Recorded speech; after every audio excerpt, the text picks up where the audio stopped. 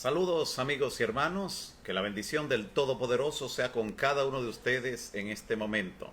Le agradecemos al Señor esta oportunidad que nos da de juntos poder continuar con el desarrollo de esta importantísima serie, la serie de las 7 iglesias del Apocalipsis. Hoy veremos la iglesia número 5, la quinta iglesia, es la iglesia de Sardis. Esa iglesia que tendrá algunas características especiales, donde veremos cómo la misericordia de Dios se muestra a lo largo del tiempo en cada uno de los pueblos espirituales que ha utilizado en cada etapa de la historia. Y la iglesia de Sardis es esa que justamente surge después de esa gran apostasía, de ese periodo de oscuridad, y logra entonces tener la libertad de nueva vez, poder estudiar la Escritura y concentrarse en lo que el Señor había legado a su iglesia en el principio. Así que la iglesia de Sardis la vamos a estudiar en este día. Así que oremos al Señor en este momento. Padre nuestro que estás en los cielos, santificado sea tu nombre hoy y siempre. Señor, en esta hora te agradecemos por la oportunidad de juntos estudiar tu palabra, reunidos por este medio, poder recibir la bendición de lo alto, ser guiados por tu Santo Espíritu a toda verdad, confiar en que tu palabra tiene poder y creer, Señor, que solamente al tú pronunciar la palabra, al decir la palabra, se obrará ese milagro de sanidad, se obrará ese milagro de abrir la puerta donde tiene que abrirse, se obrará ese milagro de hallar gracia ante los ojos de quien se realiza tal o cual diligencia. También, Señor, que obrarás en el corazón de muchas personas el milagro de aceptar tu verdad y de decidir entregarse a Cristo por entero. Te ruego en esta hora también, Señor, que consueles a aquellas personas que han tenido pérdidas. Te rogamos por la familia Rodríguez, te rogamos de manera especial, Señor, que siga fortaleciéndonos en la bendita esperanza. Y te rogamos que al abrir tu palabra en esta hora, recibamos instrucción divina. Guíanos una vez más, en el nombre de Jesús. Amén, amén. Nueva vez le agradecemos por permitirnos compartir el mensaje de la palabra de Dios en la continuación de esta serie de las 7 iglesias del Apocalipsis. Hoy entonces nos concentraremos en la quinta iglesia, la iglesia de Sardis. Posiblemente es uno de esos nombres menos conocidos por aquellos que abordan el estudio de la Biblia entre las primeras ocasiones, pero esta es la quinta iglesia en esa serie y representa un periodo importantísimo de la historia del cristianismo, sin el cual posiblemente usted y yo no estaríamos ahora mismo estudiando la Biblia, no tendríamos el volumen sagrado en nuestra mano, no tendríamos la libertad de poder proclamarla y predicarla, de no haber sido por ese periodo importante de la iglesia. En el tema de hoy, sobre la iglesia de Sardis, quinta iglesia en la serie de las 7, vamos a ver, número 1, por qué el Señor se refiere a Sardis como de un nombre que tiene vida. Número 2, por qué Sardis en algún momento el Señor presenta que parte de ella muere espiritualmente. Llega el momento en que ocurre eso. También veremos en ese mismo sentido lo que tiene que ver con las diversas iglesias que salieron incluso con nombre, con características, justo en el contexto de la iglesia de Sardis. También veremos los fieles hijos de Dios que siempre se mantuvieron leales al Señor, aun cuando parte de la iglesia de Sardis pues se destaca como moribunda. También veremos las promesas que Dios le da finalmente al que salga vencedor de medio de esta iglesia y el contexto en el cual el Señor le menciona el libro de la vida justamente en el contexto del juicio. El nombre Sardis, que siempre destacamos el significado del nombre de esta iglesia que existió literalmente también en lo que hoy es parte de ese territorio de Turquía. Sardis, el nombre Sardis significa los escapados o los sobrevivientes. Qué interesante ese nombre que el Señor utiliza, porque proféticamente el contexto donde esta iglesia se desarrolla es justamente habiendo pasado la parte central de la persecución, de esa tribulación de aquellos días, como Cristo dijo en Mateo 24, que enfrentaron los creyentes durante la Edad Media. Ellos salieron, lograron escaparse. De hecho, la mayor parte de ellos no tuvieron entonces que enfrentar algún tipo de castigo, de severidad. Además de la persecución que se atentó contra ellos inicialmente, se escaparon, fueron sobrevivientes de ese poder. Incluso entre los personajes que se destacan allí, como Martín Lutero, en varias ocasiones lo buscaron para matarlo, sin embargo sobrevivió. Dios le libró milagrosamente para comandar lo que fue la Reforma Protestante, que es el corazón central de ese periodo de la iglesia de Sardis. Así que el nombre Sardis significa los escapados o los sobrevivientes. Después de una larga e intensa persecución cruel contra la iglesia del Señor, pues estos surgieron como los escapados. Y por eso a la iglesia de Sardis el Señor Jesucristo se le presenta de la siguiente manera. Vayamos al capítulo 3. Las demás iglesias, las primeras 4, la vimos en el capítulo 2. Ahora en el capítulo 3, desde el versículo 1, inicia con la quinta iglesia, la iglesia de Sardis. Y el Señor Jesús se le presenta de la siguiente manera. Dice así, Apocalipsis 3, 1. El que tiene los 7 espíritus de Dios y las 7 estrellas. Note de qué manera se le presenta: como aquel que tiene la plenitud de la omnipotencia, aquel que todo lo sabe, aquel que mantiene una unidad estrecha con el Espíritu Santo en la misión y el cuidado de su iglesia. Por eso se menciona como el que tiene los 7 espíritus de Dios y también las 7 estrellas, destacando esa coordinación inequívoca que el Señor Jesús desarrolla en lo que tiene que ver con la dirección de su iglesia a través del Espíritu Santo. Y mientras Cristo personalmente se encuentra intercediendo por nosotros en el santuario celestial, el Espíritu Santo realiza la obra de guiar la iglesia. Y Cristo mismo, aunque está presente en el santuario celestial intercediendo por sus hijos, a través del Espíritu Santo se hace presente también en la iglesia. Así que geográficamente hay un contexto, un lugar donde Cristo se encuentra y donde Cristo ascendió a interceder por nosotros, pero Él se hace presente a través del Espíritu Santo. Por eso Él prometió: y yo estaré con vosotros todos los días hasta el fin del mundo. Esta quinta iglesia, Sardis, estaba ubicada a 60 kilómetros al sur de la iglesia de Tiatira.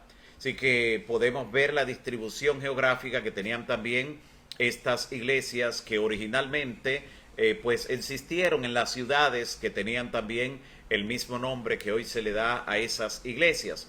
Pero además de ser iglesias literales que existieron en el primer siglo, en la era apostólica, pues también proyectan un cumplimiento profético, como lo hemos estado mirando en las 4 que precedieron, y ahora en esta quinta no es la excepción. Pero esta iglesia se encontraba ubicada en una meseta. Originalmente una meseta es algún altiplano colocado en un lugar estratégico, pero aunque originalmente Sardis estuvo ubicada allí como ciudad, luego comenzó a extenderse y en los lugares más bajos comenzó a ser poblada posteriormente, y así todo lo que fue su margen, todo lo que fue el cinturón que les rodeaba, comenzó a ser poblado, no con el mismo esplendor que tenía en la meseta, sino ya en aspectos un tanto más degradados. Y esto tendría también un significado de lo que iba a ocurrir en la parte final con la iglesia de Sardis, que a diferencia de la iglesia de Tiatira, que el Señor pues le da duras reprensiones al inicio y luego le dice: tus últimas obras o las obras postreras son mejor que la primera. En el caso de Sardis va a ocurrir lo contrario. Al final hay un decaimiento.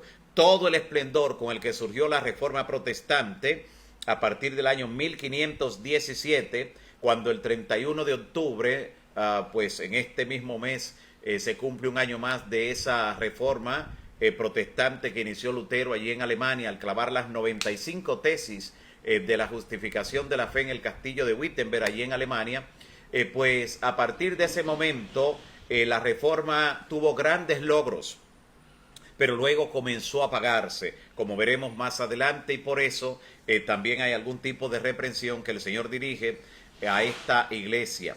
Y más tarde, lo que fue Sardis se convirtió prácticamente como ciudad simplemente en un recuerdo polvoriento de lo que había sido tanto esplendor en el pasado, y lo mismo ocurriría en el aspecto profético con la iglesia que representa ese periodo de la historia.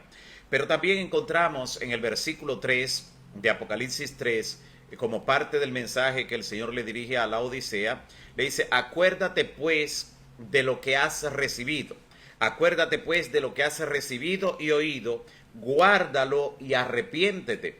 Estaba el Señor haciendo alusión a ese caudal de luz que fue destapado por los reformadores magisteriales, entre ellos Martín Lutero, Juan Calvino, Knox, Zwinglio, todos los que se destacaron en ese periodo de la Reforma Protestante. Y el Señor le dice: recuerda lo que has recibido, lo que has oído, con una libertad que hacían siglos y siglos que no se tenía. Fue predicado el mensaje bíblico, el mensaje de la palabra, durante el periodo de la iglesia de Sardis. Y como comienza a apagarse en la parte final, esta iglesia va desde el año 1517 hasta el año 1798. Son dos fechas claves también, porque en 1517 estalla la Reforma Protestante y 1798, alrededor de unos 200 y tantos años después, es cuando termina la hegemonía del poder que le había estado persiguiendo a los siervos de Dios. Termina la hegemonía de lo que había hecho la iglesia romana durante 1260 años, como la profecía también lo había anticipado. Así que el Señor de inmediato le hace un llamado a arrepentirse y a recordar lo que ha visto, lo que ha oído, lo que ha recibido, para guardarlo en una forma especial. Cuando hacemos un repaso de lo que han sido las iglesias hasta aquí, entendemos mejor el consejo que Dios le da a Sardis. Por ejemplo, recordamos que Éfeso, la primera iglesia, cubre el periodo del año 33 al año 100. La iglesia primitiva, la iglesia apostólica. La iglesia de Esmirna, que le siguió, la segunda iglesia, entonces le encontramos pues cubriendo el periodo desde el año 100, cuando muere Juan, el último de los apóstoles, hasta el año 313, cuando termina la persecución tenaz que hubo durante esos más de 200 años. Ahí se inicia entonces el periodo de la iglesia de Pérgamo, una transición donde parte de la cristiandad apostataría en una forma extraordinaria, sin ninguna comparación en la historia del pueblo de Dios, ni siquiera en la historia antigua, solo que sería parte del pueblo de Dios que se iría finalmente en esta apostasía, y Pérgamo entonces está en esa transición que va desde el año 313 hasta el año 538. Y en el año 538, cuando comienza la supremacía del poder de la iglesia romana medieval, entonces allí inicia la iglesia de Tiatira, que es la iglesia de Tiatira que tiene en su medio a Jezabel, que representa a esa iglesia, que dirige la idolatría durante todo ese periodo. Y entonces esta iglesia, justamente después de una larga historia de apostasía, de introducción de mucha herejía, falsas doctrinas, entonces da paso en el 1517, con el estallido de la Reforma Protestante, a la iglesia de Sardis.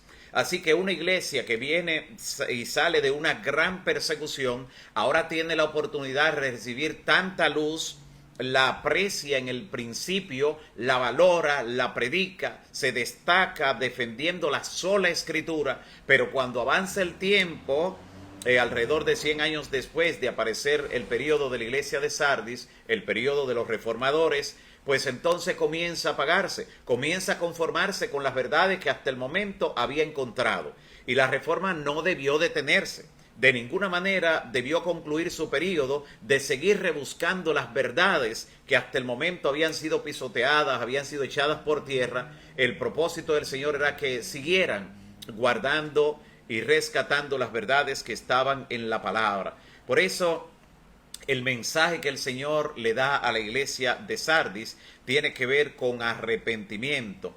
Y así comienza el mensaje que el Señor le da. Vamos a verlo de manera íntegra. Desde el capítulo 3, versículo 1 dice: escribe al ángel de la iglesia en Sardis, el que tiene los 7 espíritus, como vimos, y las 7 iglesias, dice esto: yo conozco tus obras, que tienen nombres de que vives y estás muerto. Imagínense, la iglesia de la Reforma Protestante había visto los errores que se hacían en Roma, en la iglesia romana, sale ahora descubriendo muchas verdades y de repente dice, bueno, aquí está la verdad, tenemos definitivamente la gracia de Dios, está con nosotros.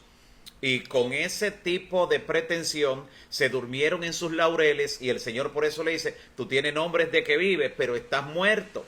Y la razón de eso lo vamos a ver también en breve. Sé vigilante, le dice el Señor, y afirma las otras cosas que están para morir, destacando el hecho de que sí, había rescatado muchas verdades, mucha luz, pero habían otras cosas que si la dejaba morir, si la dejaba apagar, no la iba finalmente a rescatar, como parte de las verdades que Dios tenía todavía para revelar a su pueblo fiel. Y entonces dice, porque no he hallado tus obras perfectas delante de mí. Le está diciendo a Sardis, a la iglesia de la Reforma, le está diciendo todavía no todas las verdades han sido rescatadas. No he hallado tus obras perfectas delante de mí. Sigue buscando, era el mensaje del Señor. Acuérdate pues de lo que has recibido, le dice allí, y rescátalo, guarda esas verdades que has oído. Porque si no velas, vendré a ti como ladrón y no sabrás a qué hora vendré sobre ti. Pero tienes unas pocas personas en Sardis, y ahora va a destacar entonces lo que tiene que ver con ese remanente que siempre se conserva. Tienes unas pocas personas en Sardis que no han manchado sus vestiduras y andarán conmigo en vestiduras blancas, porque son dignas, dice el Señor. Y en el versículo 5 dice, el que venciere será vestido de vestiduras blancas, y no borraré su nombre del libro de la vida, y confesaré su nombre delante de mi Padre y delante de sus santos ángeles. El que tiene oído, oiga lo que el Espíritu dice a las iglesias. El que tiene oído, oiga lo que el Espíritu dice a las iglesias. Hay algunos detalles aquí que vamos a ver inmediatamente dentro de lo que es el consejo que el testigo fiel le da a Sardis. Cuando dice que entre ellos hay algunos que no han manchado sus ropas y andarán con vestiduras blancas, está hablando de ese grupo que en el libro de Apocalipsis, en el capítulo 6, específicamente desde el versículo 9, cuando se apertura el 5º sello, están allí las almas debajo del altar, simbólicamente, representando a aquellos que fueron sacrificados por la verdad y que entonces claman diciendo, Señor, ¿hasta cuándo? Santo y verdaderos, no juzgas y venga nuestra sangre de los que moran en la tierra. O sea, aquellos que nos persiguieron, que nos dieron muerte, todavía están en la tierra, están en el poder y no ocurre nada. Y entonces el Señor envía que se le den vestiduras blancas. Simbólicamente le está diciendo, aunque ustedes sacrificaron su vida por la verdad, la única razón por la que llegarán al cielo es por la justicia de Cristo, que eso es lo que representa las vestiduras blancas. Así que por eso se menciona tanto la vestidura blanca en ese periodo, porque vienen saliendo justamente de lo que fue la persecución, vienen ahora y coexisten en el periodo de lo que es la iglesia de Sardis en el tiempo de la Reforma, y el Señor entonces dice que son dignos, pero porque tienen vestiduras blancas. Lo único que nos hace dignos delante de Dios es la justificación por la fe, la justicia de Cristo. Y justamente esa fue la verdad que le tocó a Martín Lutero, el promotor principal de la Reforma Protestante, la verdad que él rescata, que el justo vivirá por la fe, justificación por la fe. ¿Por qué fue una verdad cardinal? ¿Y por qué detonó todo lo que tiene que ver con la Reforma Protestante? Porque hasta el momento se hacían ventas de indulgencias, se negociaba con la fe, y la persona pagaba grandes sumas de dinero para que le aseguraran el perdón de sus pecados, pagaba grandes sumas de dinero para que también a su ser querido que había muerto se le perdonaran los pecados en el más allá, como le enseñaba, y la gente de esta forma sacrificaba grandes sumas de dinero en procura de obtener la paz y la tranquilidad de acuerdo a las enseñanzas que había. Así que en ese contexto donde a la gente se le decía que no solo se salvaba por obras, sino también donde podía pagar por su salvación, en ese contexto es donde Martín Lutero logra liderar lo que es la Reforma Protestante con el mensaje principal de la justificación por la fe. El justo vivirá por la fe. Así que esa es otra razón por la que aquí, en el Consejo del Testigo Fiel a la iglesia de Sardis, la quinta iglesia, el quinto período de la historia de la iglesia cristiana, se destaca tanto lo que tiene que ver con vestiduras blancas. Además, dice en el versículo 5, el que venciere será vestido de vestiduras blancas y no borraré su nombre del libro de la vida. O sea, esto va de la mano. Si tiene la justicia de Cristo, puede llegar seguro al juicio. Y como veremos, esta iglesia de Sardis estaba ya preparando el terreno, el escenario, para que comenzara el juicio, como llegaremos a ver también en una de las iglesias que aún nos faltan por estudiar. Pero mire cómo desde antes de llegar al tiempo del juicio, el Señor previamente está hablando de cómo llegar con seguridad al mismo. Si es vestido de vestidura blanca, si ha sido justificado por la fe de Cristo, entonces no borraré su nombre del libro de la vida y confesaré su nombre delante de mi Padre y delante de los ángeles. O sea, en la corte, en el tribunal celestial. Qué interesante entonces que de esta manera el mensaje que el Señor le da a la iglesia de Sardis le venía anticipando su seguridad en el juicio. Y esta advertencia que el Señor le da de que vele, le dice, porque si no vela, vendré sobre ti como ladrón. Le estaba llamando a que fuera vigilante, vigilante con las verdades que había recibido, vigilante para no caer en el letargo espiritual que finalmente cayó esta iglesia de Sardis. Allí en Sardis, los fieles, aquellos que no habían manchado sus vestiduras, en algún momento fueron opacados por los que espiritualmente estaban muertos, que eran la mayoría dentro de la iglesia de Sardis. Y no se acusa a la iglesia, el Señor no acusa a la iglesia de ningún pecado en específico, como lo había hecho con la iglesia de Pérgamo, con la iglesia de Tiatira, que ambas iglesias, Pérgamo y Tiatira, el Señor le había dicho, tienen allí la doctrina de Balaam, están sacrificando cosas a los ídolos. El Señor lo estaba culpando de idolatría, que fue una característica distintiva de ese periodo, tanto de Pérgamo como también de Tiatira, las tercera y cuarta iglesias en su orden. Pero ahora el Señor no le señala un pecado específico, porque de hecho, con el fervor que estalló la Reforma Protestante, se cuidaron y mayormente se empeñaron en hacer la voluntad de Dios. No les señala un pecado, pero sí les habla de cómo se estaba pagando entonces lo que tenía que ver con su fe, cómo estaban llegando a un letargo espiritual. Y ese mensaje de Sardis es muy parecido al que el Señor luego le dará a la iglesia de la Odisea, donde también le dice que debe despertarse, que debe comprar colirio para que vea. Así que de alguna manera esta iglesia, en la prosperidad que tuvo la Reforma Protestante, esa misma prosperidad le situó en un lugar donde comenzaron a confiarse mucho en sí mismos.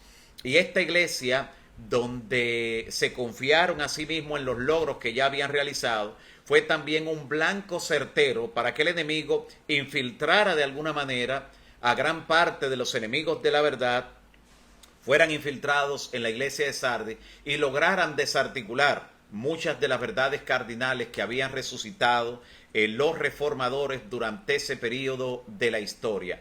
Entre las verdades, por ejemplo, que sí habían rescatado, estaba el hecho de obtener la Biblia como fuente de autoridad, echar la tradición a un lado. Esto lo habían rescatado. Otras verdades que también habían ellos rescatado tenían que ver con verdades que enfocaban básicamente lo que tenía que ver con la forma de la gente crecer en su vida espiritual, lo que es la santificación, que no basta con aceptar a Cristo y ser justificados por Él, sino que allí se inicia un proceso de santificación con el cual el creyente va abandonando aquellas prácticas que antes eran comunes para él en el mundo y va obteniendo algunas prácticas que son propias del que crece en la fe. Que por eso el Señor Jesús dijo, por sus frutos los conoceréis. Que por eso también el Señor dijo a través del apóstol que sin santidad nadie verá al Señor. Así que también destacaron esto. Cuando el Señor le habla acerca de yo conozco tus obras, le estaba diciendo yo sé las verdades que has rescatado. Yo sé cómo has enfrentado a los enemigos de la verdad. Pero aún así el Señor le dice que tiene nombres de que vives y estás muerto. Y esto es lo que lleva al Señor a decirle, sé vigilante y afirma las otras cosas que están para morir, porque he hallado que tus obras no son perfectas delante de mí.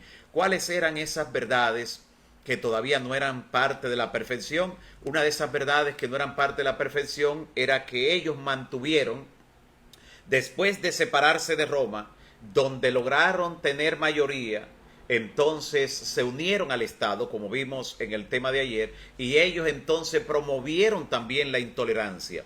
En una escena muy triste, lograron dar muerte a personas que no se identificaron con su fe, no eran parte de esa verdad que ellos habían rescatado, lo que tenía que ver con ser intolerante. La iglesia, por ejemplo, anglicana en Inglaterra, pues se estancó. Después de separarse de Roma, simplemente se mantuvieron separados de allí, pero mantuvieron gran parte de lo que es su liturgia y su doctrina, su credo, que tenía que ver también con muchas de las creencias de Roma. Por eso cuando usted compara la iglesia anglicana con lo que es la iglesia de Roma, va a encontrar muchos paralelos. Y por eso le ha sido tan fácil al anglicanismo contemporáneo volver otra vez a unirse de alguna manera y crear lazos con Roma, a pesar de que fue un asunto de vida o muerte en el tiempo que estos sistemas se separaron.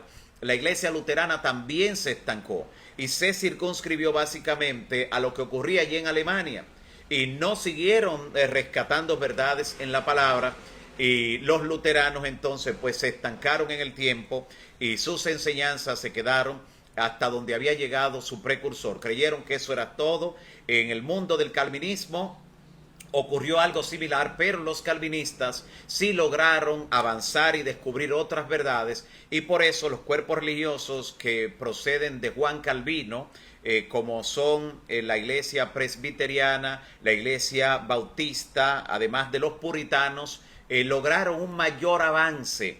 Y usted encuentra en la historia de la iglesia cómo estos grupos religiosos, y hasta el día de hoy, cuando usted percibe sus creencias, llegaron a acercarse y aproximarse más a la verdad. Pero también llegó el punto, 100 años después, en que se estancaron, no siguieron más adelante, y por ello también llegaron a convertirse en grupos o iglesias caídas, como lo define el libro del Apocalipsis. ¿Y por qué cayó este grupo de confesiones religiosas? Porque no aceptaron las verdades que luego el Señor mostró a través de su palabra, y por eso en ese contexto es que Apocalipsis dice: ha caído Babilonia, una caída moral. Antes de que llegue el juicio de Dios al final, en lo que tiene que ver con dar la retribución a los que rechazan la verdad, primeramente hay una caída moral. Y antes de que llegue la destrucción final, Dios quiere que los hijos fieles, como siempre los ha tenido en toda la historia, que aún permanecen en esos cuerpos religiosos, vengan a formar parte en la zona de seguridad de su pueblo remanente. Y de esa manera entonces vemos por qué el Señor le dice que sean vigilantes y que guarden las cosas que estaban por morir, y finalmente pues dejaron que algunas cosas retrocedieran en vez de avanzar. Sí lograron descubrir muchas verdades, entre las cuales está el verdadero bautismo, porque hasta el momento solo se practicaba el bautismo a los infantes. Prohibieron lo que tenía que ver con el celibato, una práctica muy de la iglesia romana. También la prohibición de la Biblia. Ya en el medio protestante se permitía y se promovía la lectura de la Escritura. De la misma manera, la salvación por obras fue sustituida claramente por ese gran pilar de la Reforma Protestante, la justificación por la fe. Lo que tenía que ver con la infalibilidad papal también fue sustituida. Lo único que es infalible es la voluntad de Dios expresada en las Sagradas Escrituras. Lo que tenía que ver con la mediación de los santos muertos, también eso fue abandonado por la iglesia protestante. La veneración también a santos y a la Virgen María, también eso fue dejado a un lado. Lo que tenía que ver con la adoración de imágenes también fue echado a un lado por la mayor parte del mundo protestante. La doctrina de la transubstanciación en la hostia también fue dejada a un lado por la mayoría de los cuerpos protestantes, aunque algunos lo conservan hasta el día de hoy. También la confesión de pecados ante otros seres humanos, también eso fue dejado por las iglesias protestantes. Lo que tuvo que ver con seguir los servicios religiosos solo en latín, como lo realizó incluso en la iglesia romana hasta la década de 1960, cuando entonces cambió en lo que tenía que ver con el Concilio Vaticano II, allí se varió, y de allí en adelante entonces el servicio religioso de la Iglesia Romana, la misa, pues se hace en el idioma de las personas. Pero eso es a partir del 1960, casi unos 15 siglos de historia. Solo se leyó en latín como idioma oficial del Vaticano allí en Roma, y la gente no tenía acceso entonces a lo que era la verdad que se leía de la Escritura. Todo eso fue dejado a un lado por las iglesias protestantes, pero mantuvieron errores que no llegaron a rescatar, y por lo cual vino la reprensión de Dios. Errores que no llegaron a rescatar. La doctrina de la inmortalidad del alma la conservaron, y hoy en día todas las iglesias protestantes que surgieron allí en lo que fue la reforma del siglo XVI y posterior, y las que surgieron después de ellas, han mantenido la creencia en la inmortalidad del alma, que es una doctrina antibíblica. La Biblia dice: los vivos saben que han de morir, pero los muertos nada saben. Y Cristo mismo dice en Juan 5, 28 y 29, vendrá la hora cuando todos los que están en los sepulcros oirán su voz. O sea, está hablando de que los muertos están en los sepulcros, no han ido a ningún lugar, pero a través de la doctrina de la inmortalidad del alma, esos cuerpos protestantes han mantenido un lazo con la iglesia romana, creyendo en lo mismo, creyendo en la inmortalidad del alma. Un segundo concepto que no logró rescatar la iglesia de Sardis, la iglesia de la Reforma Protestante, es lo que tenía que ver con el falso día de reposo que había sido instituido desde el 9 de marzo del año 321, con Constantino a la cabeza, que fue que promovió la unión entre la iglesia y el Estado, y así se conservó, y hasta el día de hoy pues promueven ese error de un falso día de reposo, buscando razones bíblicas donde no las hay, pero conservan ese error. Otro error que conserva la mayoría también de las iglesias que surgieron en el protestantismo son los siguientes, y por eso es que hablamos de protestantismo apóstata, porque fueron quienes protestaron contra los errores, pero luego apostataron de las verdades que descubrieron, por lo menos de esta que estamos mencionando. El alcohol o el vino alcoholizado que se utiliza también como práctica en la misa, es utilizado por muchas de las iglesias protestantes también en el servicio de la Santa Cena, en vez de utilizar el vino fresco de la vid, como Jesús también lo enseñó en la Escritura y como hemos estudiado antes. Y algunos han mantenido la pureza, pero otros han seguido el ejemplo también de Roma. ¿Qué otro error conservaron esas iglesias que surgieron en el período de Sardis? Pues la alteración que hizo Roma de los 10 mandamientos. Lo conservan hasta el día de hoy. Y aunque no usan los mismos argumentos que usa la iglesia romana, pero buscan argumentos también antibíblicos para tratar de justificar el hecho de no guardar los 10 mandamientos. Es error. Y lo que tiene que ver con la unión entre iglesia y Estado, también lo han conservado como parte de los errores. El hecho de no prestar atención a la advertencia que Cristo le hizo de que velara, le dijo: porque si no velas, vendré sobre ti como ladrón. Esta iglesia no veló. La iglesia de la Reforma, la iglesia de Sardis, y se infiltraron en su medio, especialmente sacerdotes jesuitas, como fue el caso de Francisco Rivera, que fue el que se infiltró y creó toda la doctrina del futurismo.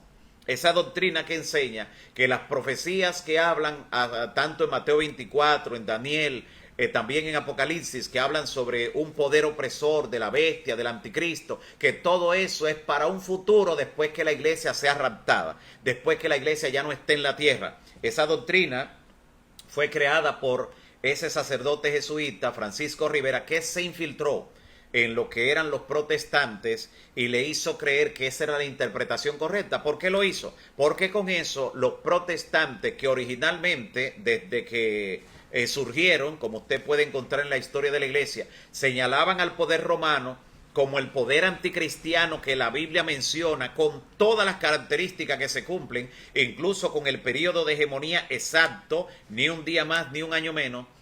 Con todo y eso señalaban al poder que estaba allí en Roma como ese poder anticristiano. Y entonces, pues Roma se preocupó y mediante el movimiento conocido en la historia como la Contrarreforma, No un ataque frontal, sino un ataque muy sutil desde dentro. Le cambiaron las doctrinas, las creencias, el enfoque profético, y mediante el futurismo es que mayormente las iglesias del protestantismo apóstata ya no ven a Roma como lo que la Biblia lo identifica, sino que entienden que ni siquiera ellos van a ver el cumplimiento de esas profecías porque previamente la iglesia sería raptada. Noten cómo todo eso ocurrió en medio de un periodo donde la iglesia sentía que todo era prosperidad, que realmente ya ellos estaban en la luz plena porque se habían separado de Roma, pero donde realmente le quedaban muchas verdades por descubrir. Y por eso el Señor le dirige un mensaje a los hijos fieles que sí se mantenían allí dentro del tiempo de Sardis. Y así dice en Apocalipsis capítulo 3 versículo 4. Pero tienes unas pocas personas en Sardis que no han manchado sus vestiduras.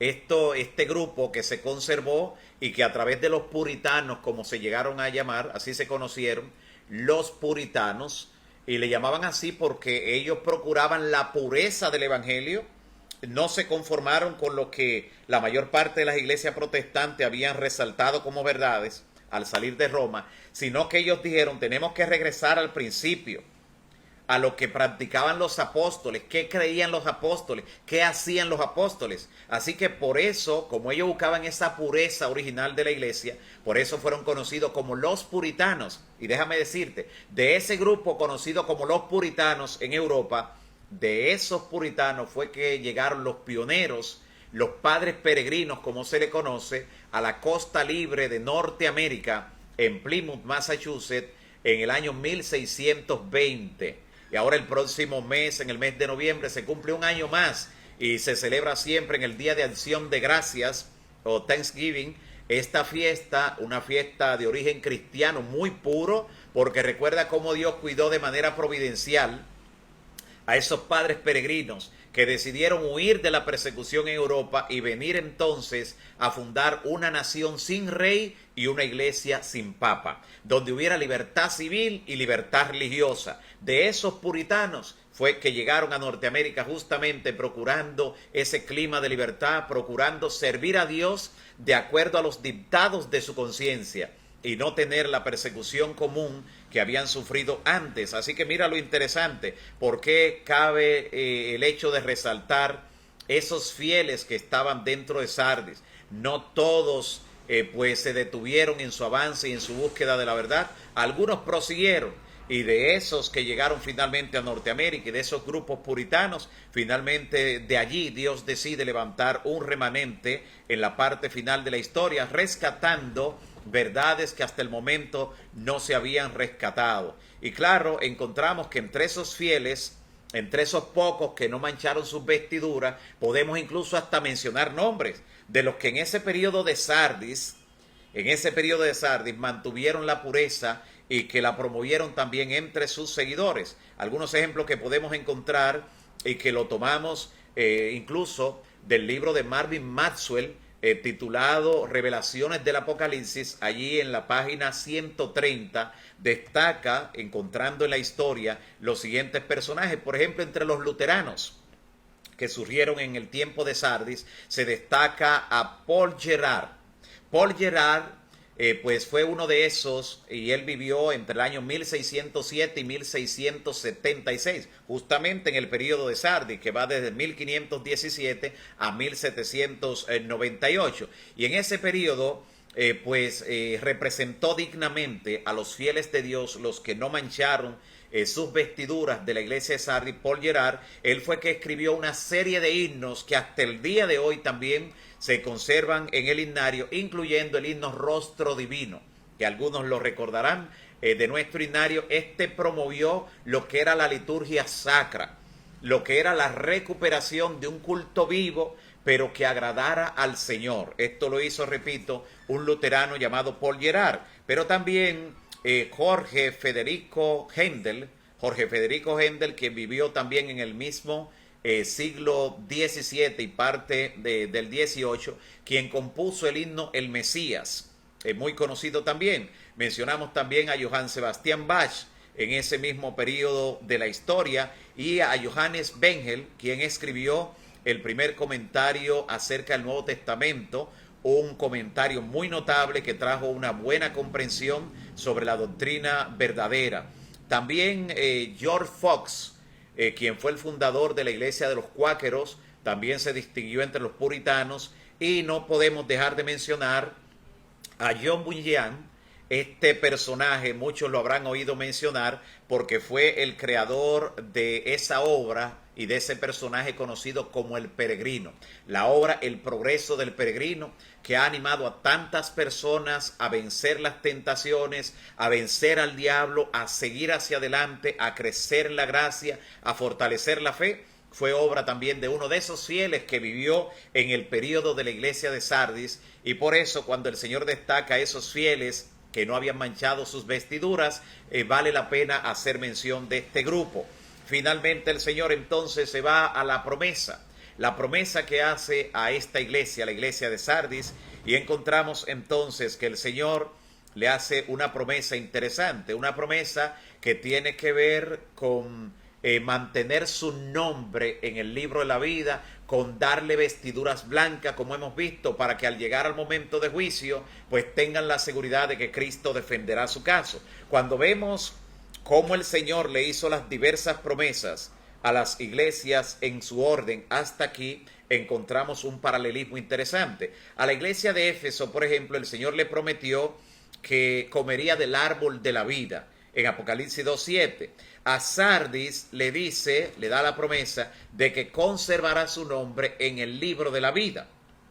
Note cómo está destacando un elemento importante como es la vida en ambos casos, el libro de la vida y el árbol de la vida. Ambos que tienen de alguna manera que ver con el juicio. Uno es la seguridad en el juicio y el otro es el resultado, el galardón de quienes obtengan finalmente en el juicio el veredicto. Y como dice Daniel, el juicio será dado en favor de los santos del Altísimo, y aquellos entonces que forman parte de esa pureza doctrinal que se logró rescatar desde la Reforma Protestante y continuaron pidiendo a Dios que le diera esa luz especial de su palabra, han logrado entender las verdades que hasta el día de hoy se promueven como parte de la iglesia que guarda los mandamientos de Dios y tiene la fe de Jesús. La iglesia de Éfeso también recibió el derecho de comer del árbol de la vida, según Apocalipsis 2:7, y a Sardis, que se le dan vestiduras blancas, tendrá también derecho definitivamente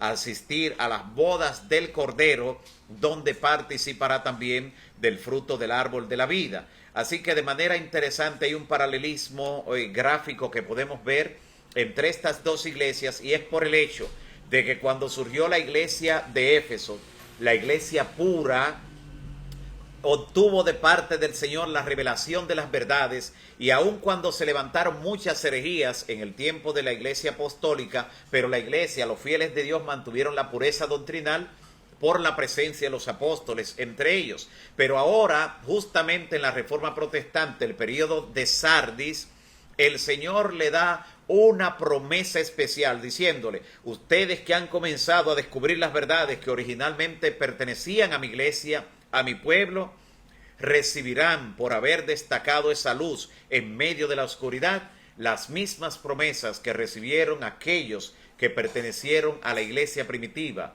la iglesia apostólica. En cada mensaje que Dios le da a cada una de las iglesias en sus diferentes periodos, vemos cómo Dios va mostrando su misericordia, mostrando su amor. La iglesia del Señor ha estado viajando a lo largo de los siglos en medio de persecuciones, en medio de atentados, en medio de herejías, en medio de un desafío a la verdad. Pero el pueblo de Dios se ha mantenido fiel.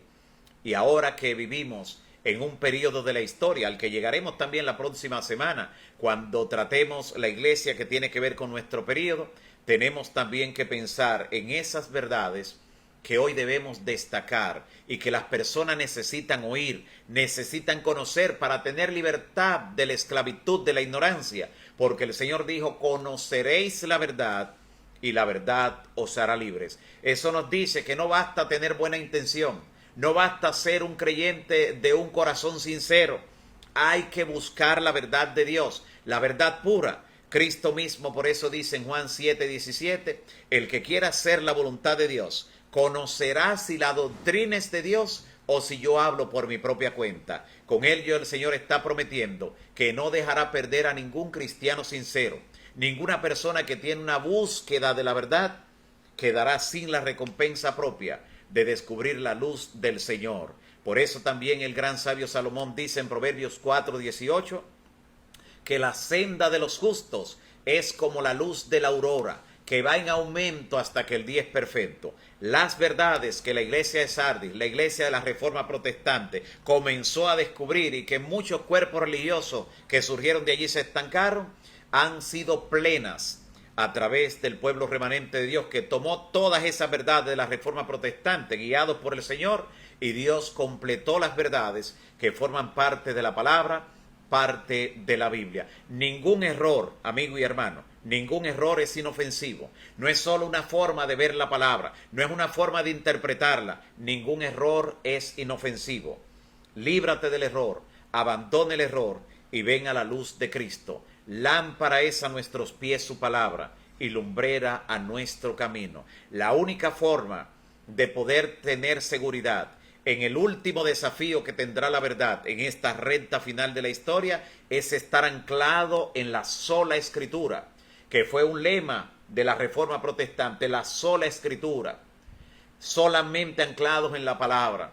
Nunca será seguro servir de alguna manera algún tipo de doctrina, algún tipo de confesión religiosa, porque lo hayamos heredado de nuestros padres. Por eso Jesús dijo, de aquí en adelante estarán 2 contra 3 y 3 contra 2 en una misma casa. Señor Jesús dijo, no he venido a traer paz, sino espada.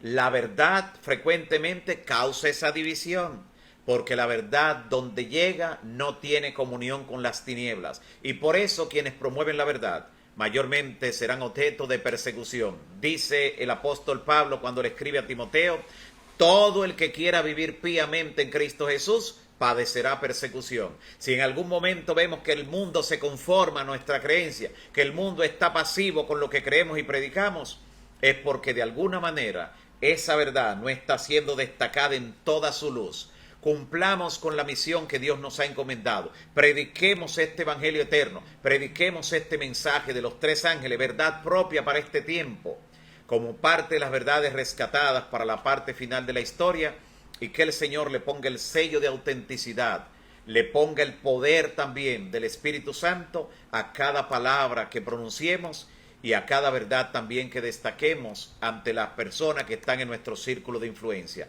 Que Dios te permita ser de aquellos que no se quedaron solo en parte de la verdad, sino de los que reciben la verdad plena que Dios ha confiado en su pueblo para esta parte final de la historia. Sigue leyendo tu Biblia, sigue haciendo de ella tu única regla de fe y práctica. Y cuando en el juicio el Señor te pregunte, ¿por qué hiciste esto? ¿Por qué creías tal cosa? ¿Por qué seguiste esta confesión? Puedas decirle con la palabra, Señor, esto fue lo que me dijiste en la Biblia. Esto fue lo que me revelaste con el Espíritu Santo. Es nuestra única guía segura. Pena de aquellos que no tendrán cómo defender lo que creyeron o lo que practicaron, porque no hay apoyo bíblico para dicha creencia. Por eso preferimos, como lo hizo Sardis en un principio, aceptar solo lo que dice la Biblia. Que Dios te bendiga, mi amigo y hermano. Oremos. Dios eterno, Padre de bondad y misericordia, gracias. Gracias por tu palabra, gracias por este estudio, por cada amigo y hermano que cada día se conecta y recibe la luz de tu verdad y decide practicarla en su vida y decide como Josué que su casa y él servirán a Jehová. Te pido, Señor, por este listado de oración.